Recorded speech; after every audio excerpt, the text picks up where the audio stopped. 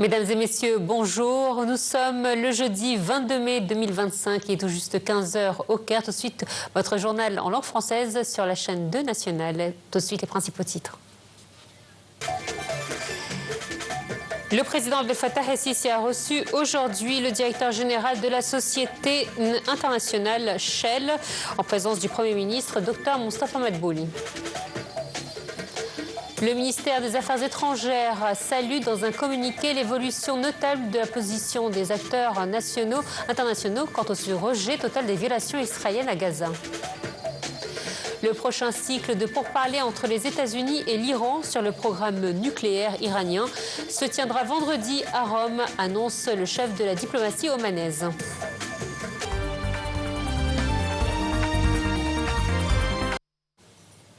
Le président Abdel Fattah el-Sisi a reçu aujourd'hui M. Wael Sawan, directeur général de la société internationale Shell, en présence du Premier ministre Dr Moustapha Madbouli.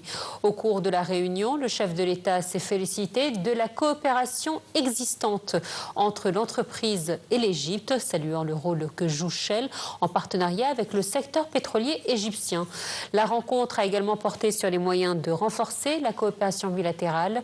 Le président el-Sisi a souligné les efforts déployés par l'Égypte pour améliorer le climat d'investissement et lever les obstacles qu'affrontent les investisseurs.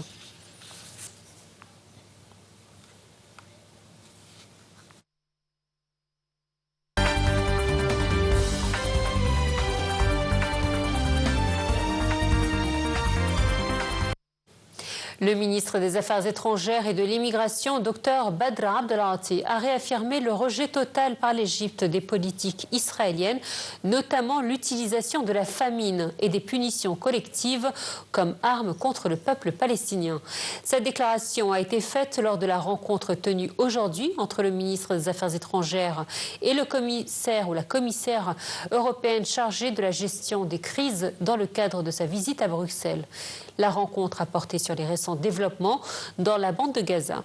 Le ministre Abdelati a souligné la priorité que l'Égypte accorde à la reprise immédiate du cessez-le-feu et à l'acheminement de l'aide humanitaire face à la situation humanitaire catastrophique causée par l'intransigeance israélienne et l'interdiction totale d'entrée de l'aide depuis mars dernier. Le ministre des Affaires étrangères et de l'immigration a salué dans un communiqué de presse publié aujourd'hui l'évolution notable de la position des acteurs internationaux quant au rejet total des violations israéliennes honteuses dans la bande de Gaza, de l'usage excessif de la force militaire contre des civils innocents et sans défense dans la région, ainsi que de la mise en œuvre d'une politique de famine sans précédent dans le conflit actuelle. L'Égypte réaffirme que la mise en œuvre de la solution à deux États constitue la seule voie vers le rétablissement de la stabilité, de la sécurité et de la paix durable au Moyen-Orient et que la coexistence fondée sur le respect mutuel et l'égalité des droits représente le meilleur moyen pour permettre à la région d'accéder à de nouvelles perspectives de prospérité et d'intégration entre ces pays sur des bases solides et cohérentes. Le secrétaire général de la Ligue des États arabes, Ahmed Aboulghait, a affirmé que les habitants de Gaza vivent une crise humanitaire atroce, qualifiant ce qui se passe dans la bande de Gaza de tâche sur la conscience de l'humanité, une raison de l'absence de justice, laquelle constitue une condition essentielle pour réaliser le développement durable. Cela a été déclaré aujourd'hui dans le cadre de son discours lors de la réunion de la Ligue arabe consacrée au suivi de la mise en œuvre des objectifs de l'agenda 2030 pour le développement durable. De son côté, le prince héritier de l'émirat de Fujairah, Mohammed Ben Mohammed el-Sharqi, a salué les efforts déployés par la Ligue arabe pour renforcer les voies du développement durable dans l'ensemble du monde arabe. Il a ajouté que la durabilité environnementale représente l'un des piliers essentiels de l'action gouvernementale dans l'émirat de Fujairah.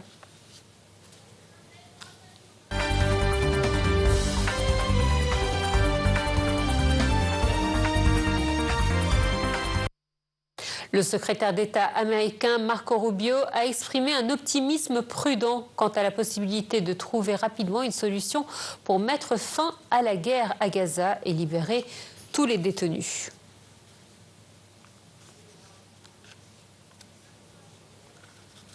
Et justement, dans la bande de Gaza, 38 Palestiniens ont été tués ce matin par les balles de l'armée de l'occupation israélienne, portant le nombre des victimes palestiniennes à 53 655 martyrs et de 121 950 blessés.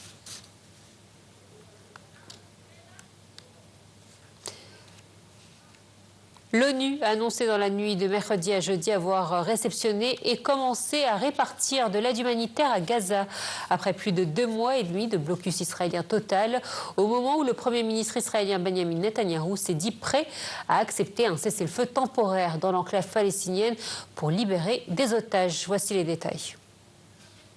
Alors qu'Israël subit des pressions accrues sur la scène internationale pour sa conduite de la guerre à Gaza, où il impose un blocus total depuis début mars, le pouvoir israélien a annoncé cette semaine une reprise limitée de l'aide humanitaire. Mercredi, les Nations Unies ont collecté environ 90 chargements de camions au point de passage Karm Abou Salem et les ont expédiés à Gaza, a annoncé dans un communiqué le porte-parole du secrétaire général de l'ONU. Le service de presse du gouvernement de Gaza a confirmé que l'équivalent de 87 camions d'aide étaient entrés dans la bande de Gaza dans un message publié dans la nuit sur Telegram. Israël avait annoncé l'entrée mercredi de 100 camions d'aide humanitaire de l'ONU à Gaza chargés de farine, de nourriture pour bébés ou encore de matériel médical, après 93 camions la veille et une dizaine lundi. Les autorités israéliennes n'avaient autorisé les équipes onusiennes qu'à passer par une zone très encombrée, pas sûre et où les pillages étaient très susceptibles de se produire, étant donné les privations prolongées des dernières semaines, avait expliqué plus tôt le porte-parole du secrétaire général de l'ONU. Des milliers de camions s'entassent près du point de passage de Rafah en attente d'une autorisation d'entrée via le point de passage de Kerem Shalom.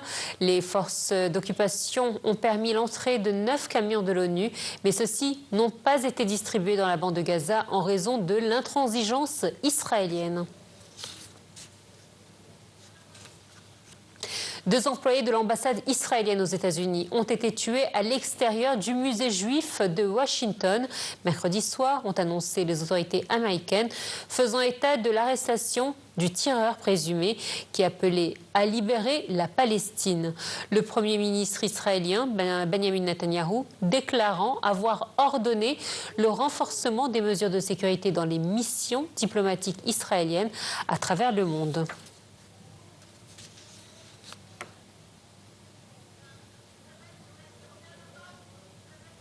L'armée israélienne a annoncé avoir intercepté un nouveau missile tiré depuis le Yémen, d'où les Houthis visent régulièrement le territoire israélien.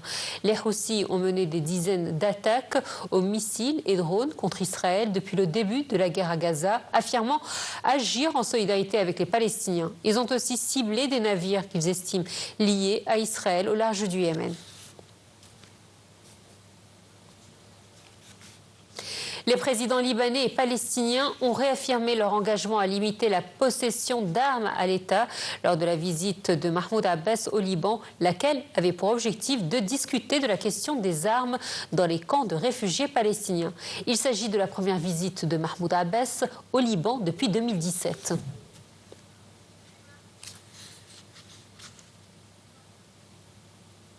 Le prochain cycle de pourparlers entre les États-Unis et l'Iran sur le programme nucléaire iranien se tiendra demain à Rome, a annoncé mercredi le chef de la diplomatie omanaise, médiateur dans les discussions entre Washington et Téhéran, qui a confirmé ces pourparlers. À Téhéran, le porte-parole du ministre des Affaires étrangères, Esmaïl Baqai, a indiqué dans un communiqué que l'Iran avait donné son accord, une position présente par Oman pour organiser un nouveau cycle de pourparlers irano-américains vendredi à Rome. Ces discussions sous médiation du sultanat d'Oman représentent le plus haut niveau d'engagement entre les deux parties depuis le retrait unilatéral de Washington en 2018 de l'accord international sur le nucléaire iranien conclu 3 ans plus tôt. Le président sud-africain Cyril Ramaphosa a dit espérer mercredi que son homologue américain Donald Trump assiste au G20 qui aura lieu à Johannesburg en novembre, malgré une rencontre tendue dans le bureau ovale. Je cite, « J'espère qu'il viendra en Afrique du Sud », a déclaré le président sud-africain à la presse après sa visite à la Maison-Blanche. Trump prend le dirigeant sud-africain en embuscade avec des accusations de, je cite, « génocide blanc ».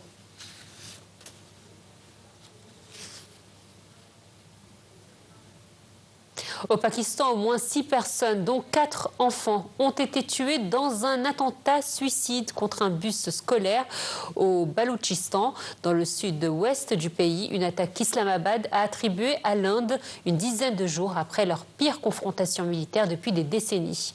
Le point dans ce commentaire.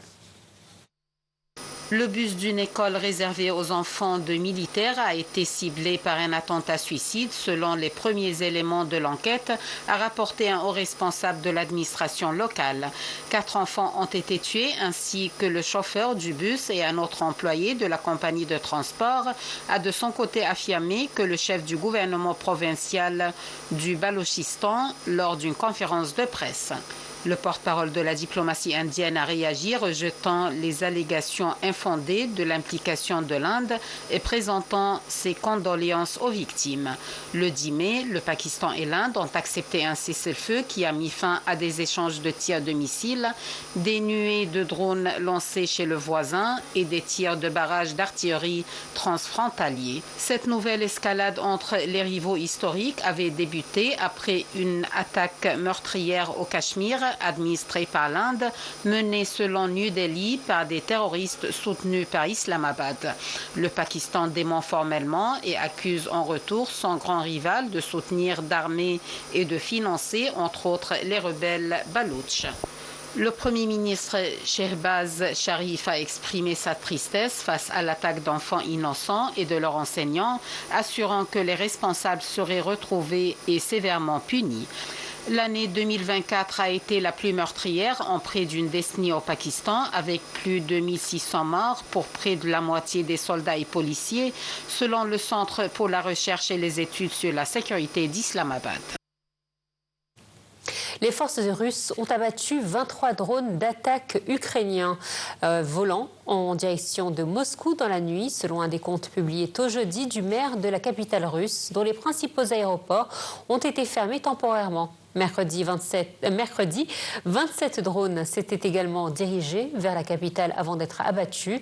La Russie et l'Ukraine se livrent presque chaque nuit à des attaques aériennes croisées. Ces attaques de drones interviennent dans un contexte d'intenses efforts diplomatiques européens soutenus par les États-Unis pour obtenir un cessez-le-feu de Moscou, qui a lancé en février 2022 une offensive à grande échelle contre l'Ukraine. Un entretien téléphonique entre le président américain Donald Trump et son homologue russe Vladimir Poutine, qui a eu lieu lundi dernier, n'a pas abouti à l'annonce d'un tel cessez-le-feu. Et enfin, un grave accident s'est produit lors d'une cérémonie de lancement d'un navire de guerre nord-coréen, a rapporté jeudi l'agence de presse nord-coréenne, le dirigeant Kim Jong-un évoquant un acte criminel. Voici les détails.